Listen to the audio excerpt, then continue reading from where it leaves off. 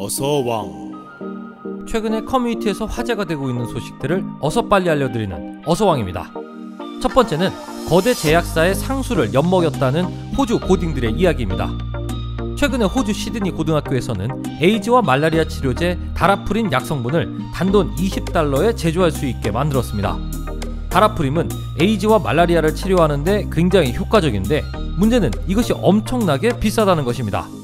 다라프림은 세계보건기구의 기본 의약품 목록에 올라있을 정도로 널리 사용되며 임신 여성, 말라리아 환자, 에이즈 환자 등 면역력이 떨어진 사람들의 기생충 감염을 막는 약으로 사용됐습니다. 이것은 한 알에 $13.5, 하나로 약 16,000원 정도면 살 수가 있었습니다. 그런데 한순간에 이 약의 가격이 50배가 넘는 $750, 약 90만원이 됐습니다. 2016년 9월 미국의 사업가 마틴 슈크렐리는 튜링 제약을 세우고 다라프림의 특허권을 사들였습니다. 그리고 하룻밤 사이에 가격을 50배로 올려버렸습니다. 사람들의 생명을 상대로 장사를 하겠다는 것이었습니다. 더욱 치명적인 것은 이를 대체할 수 있는 치료약이 없어 꾸준히 치료를 받아야 할 환자들이 연 8억 원 이상의 돈을 내야 했습니다. 이 돈을 감당할 수 없으면 생명을 연장할 수가 없었습니다. 이 같은 소식에 호주 시드니 그래머 11학년 화학반 학생들은 분개했습니다. 이들은 독점적 지위를 이용한 부당한 행위로 여겼고 대학이 주도하는 연구에 자발적으로 참여하기로 했습니다. 학생들은 전문가들에게 적극적으로 도움을 요청했고 세계적인 과학자들은 선뜻 학생들을 도왔습니다. 그런데 정말 기적같은 일이 일어났습니다. 학생들이 이 약 3.7g을 $20, 하나로 약 23,000원으로 만들어내는 방법을 찾아낸 것입니다. 현재 미국에서 이 양은 최소 35,000달러, 약 4천만원을 줘야 하는 분량이었습니다. 즉 2000분의 1에 해당하는 가격이었습니다. 연구에 참여한 밀란 레오너드 학생은 호주에서 진행된 유기농 심포지엄에서 소감을 이렇게 밝혔습니다. 우리의 실험은 무모한 도전이었어요. 친구들과 주변 사람들은 터무니없다며 우리를 말렸죠. 화학반 학생들도 거대 기업에 맞서는데 두려움을 가졌어요. 하지만 많은 어려움을 극복하고 우리는 원하는 결과물을 얻을 수 있었어요. 제 인생의 가장 황홀했던 순간입니다. 무모한 도전을 위대한 성과로 만들어낸 학생들은 자신의 결과물을 더 많은 환자들에게 제공하기 위해 지금도 연구를 이어가고 있습니다. 두 번째는 중국에서 갑골 문자를 해독하면 포상금을 무려 508억 원이나 준다고 해서 화제가 되고 있다는 소식입니다. 허난성 안양시 중국 문자박물관이 고대 중국 상왕조 때 쓰여진 갑골 문자의 해독을 위해 현상금을 내걸었습니다. 그 상금이 무려 508억 원입니다. 갑골 문자는 날씨와 세금을 비롯한 다양한 내용이 기재되어 있는 것으로 알려져 있으며 해독이 된다면 당시 생활이나 사회 모습을 이해하는 중요한 단서가 될 것으로 보이는데요. 하지만 지금까지 발견된 5천여 문자 중 5분의 2만 해독된 채 여전히 3천여 문자의 의미는 밝혀지지 않았습니다. 포상금 규모는 전혀 해독되지 못한 문자를 해독한 경우에는 한 문자당 10만 위안, 약 1671만 원을, 이미 해독된 문자적 의미의 새로운 설을 제기한 경우에는 한 문자당 5만 위안, 약 835만 원을 지급한다고 합니다. 여전히 해석되지 않은 3천 문자를 감안하면 3억 위안, 약 496억 원의 현상금이 걸린 것이죠. 갑골 문자는 기원전 1200년쯤 처음 등장하여 중국에서 발견된 가장 오래되고 체계적인 문자이자 한자의 직계조상이라고 불렸습니다. 세계 4대 문명과 함께 탄생한 세계 4대 문자는 이집트 문명의 성강 문자, 메소포타미아 문명의 설형 문자, 인더스 문명의 사경 문자, 황하 문명의 갑골 문자를 말합니다. 이 중 유일하게 갑골 문자만이 남아있어 현재의 한자가 되었다고 했는데요. 이 문자는 거북이의 등껍질이나 동물의 뼈에 새겨졌기에 갑골문이라고 불렸습니다.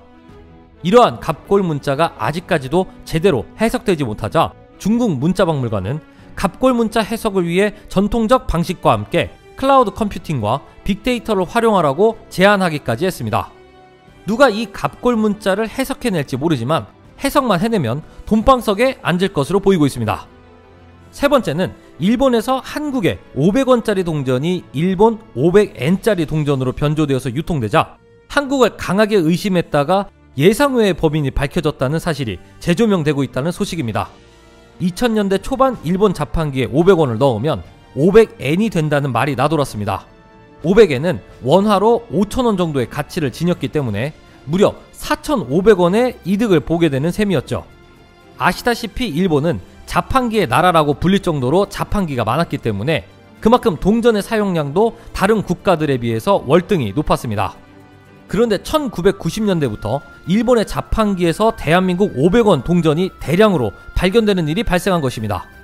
이에 일본 정부는 골머리를 앓기 시작했고 심지어 우리나라 조폐국에 항의를 전하기도 했습니다. 당시 일본 자판기에서 발견된 500원 주화는 무려 50여만 개로 알려져 많은 사람들은 충격에 빠졌습니다.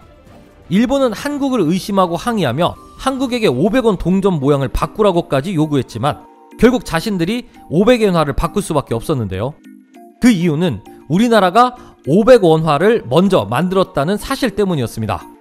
이러한 사건 이후 일본은 기존에 발행된 500엔을 모두 회수하고 새로운 크기의 신형 500엔화를 발행했고 자판기 역시 신형 500엔만 인식이 가능한 자판기로 전량 교체했습니다. 그런데 우리나라 돈 500원짜리가 무조건 일본 자판기에서 500엔으로 인식되었던 것은 아니었습니다. 무게가 다르기 때문에 무게를 낮추기 위해 구멍을 뚫어야만 했는데요. 누군가가 이 사실을 알고서 500원짜리에 구멍을 뚫어서 사용했다는 것입니다. 실제 자판기에서 발견된 500원짜리 동전들에게는 무수한 많은 구멍이 뚫려 있었습니다.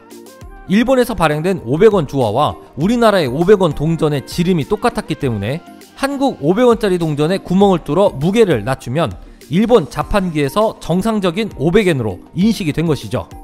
일본 경찰은 당연히 한국인이 범인일 것이라고 추측하고 수사를 시작했는데 뜻밖의 결말을 맞이하게 되었습니다. 한국 동전에 구멍을 뚫어서 사용한 주범은 알고 보니 중국인 조직이었습니다. 당시 일본 자판기의 허술한 점을 알고 있던 중국 조직이 한국의 500원 동전을 가져다가 전문적으로 무게를 줄여서 돈을 버는 사업을 벌이고 있었던 것입니다. 네 번째는 메이드 인 차이나에 대한 놀라운 비밀이 알려져 고개를 끄덕이게 한다는 소식입니다. 아시다시피 중국에서 만든 물건인 통칭 메이드 인 차이나는 전 세계적으로 악명이 높습니다. 중국산 제품들은 늘 싸고 질이 안 좋기로 유명해서 우스갯소리로 중국산은 폭탄 빼고는 다 터진다는 말도 있을 정도였습니다. 대부분의 중국산은 오래가지 못했는데 모든 중국산 제품 중에서 정말 오래가는 부분이 있었습니다. 바로 메이드 인 차이나라고 적혀있는 마크인데요. 이 메이드 인 차이나라는 스티커는 대부분 한국에서 생산하기 때문이었습니다. 알고 보니 중국은 자국의 제품이라고 찍히는 스티커를 한국에게 의뢰해 붙이고 있었던 것이었습니다. 결국 그래서 스티커가 물건보다 오래 간다는 말이 나왔습니다. 마지막 소식은 2300만 년 전에 존재했던 거대 괴물상어의 실제 크기가 밝혀졌다고 해서 화제가 되고 있다는 소식입니다. 그동안 메갈로돈은 거대 괴물상어로 알려지면서 정말로 260만 년 전까지 바다에 살았을지 의문이 제기되곤 했습니다. 현재까지 학계에서는 메갈로돈이 거대한 크기라는 것은 알고 있지만 그 정확한 크기는 알지 못했습니다. 그런데 지난 3일 미국 CNN 등 해외 주요 언론은 영국 브리스톨 대학과 스완지 대학 연구팀이 메갈로돈의 실제 크기를 처음으로 밝혀냈다는 연구 결과를 보도했습니다. 이번 연구는 과거 발견된 메갈로돈의 희귀한 이빨 화석을 바탕으로 실제 사이즈를 수학적 계산으로 동원해 밝혀낸 것으로 그 크기는 예상을 뛰어넘었습니다.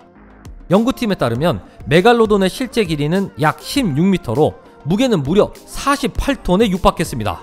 이 정도면 현재 바다를 주름잡는 거대한 백상아리의 2배 이상 크기로 현존하는 최고 크기의 대형 동물인 흰수염 고래보다도 컸습니다.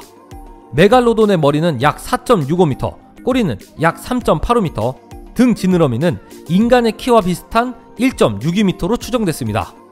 특히 메갈로돈의 무는 힘 또한 가공할 수준이었습니다.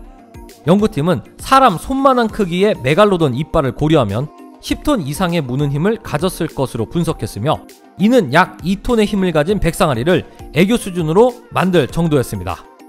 오늘 준비된 소식은 여기까지입니다. 앞으로도 알차고 재밌는 소식으로 찾아뵙도록 하겠습니다. 지금까지 어서왕이었습니다.